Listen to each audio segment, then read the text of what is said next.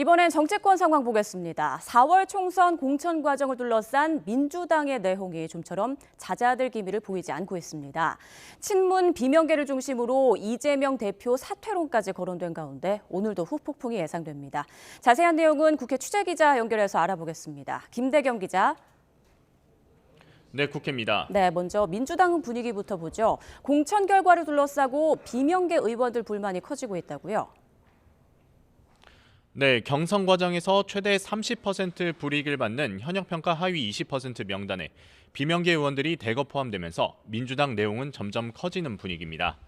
어제 2시간 가까이 진행된 비공개 의총에서는 이재명 대표와 지도부를 향한 불만이 폭발하기도 했습니다. 출처가 불분명한 여론조사에 이어 비명계 의원들이 대거 포함된 현역평가 결과까지 지도부도 책임에서 자유로울 수 없다는 겁니다. 일각에서는 이재명 대표의 이선 후퇴론까지 제기되고 있습니다. 어제 발표된 지역구 첫 경선 투표 결과에서도 친명계 원외 인사들이 약진했습니다. 광주 동남구갑 정진욱 예비후보가 현역 의원인 윤영덕 의원을 눌렀고 광주 북구갑 정준호 예비후보 역시 조섭 의원을 이기는 등 친명 원외 인사들이 줄줄이 공천장을 따냈습니다.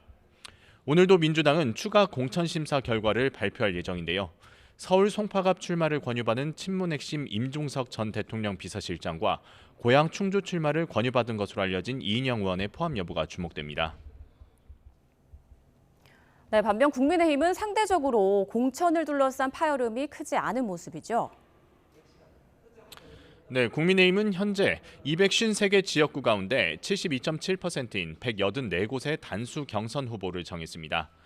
민주당보다 빠른 속도로 진행되고 있는데 아직 국민의힘의 핵심 지지 기반인 서울 강남권과 TK 일부 지역은 발표되지 않았습니다. 대부분 지역구에서 후보들을 경선에 붙이다 보니 민주당보단 조용한 분위기입니다. 이와 관련해 오는 29일 본회의 때 표결에 붙여질 수 있는 쌍특검법 등을 염두에 두고 일부러 미루는 것 아니냐는 지적도 나오고 있는데요.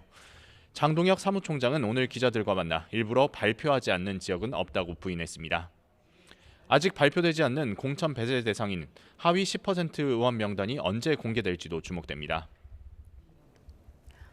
네, 그런가 하면 민주당이 주도하는 민주개혁 진보 선거연합을 둘러싼 논란도 일고 있다고요.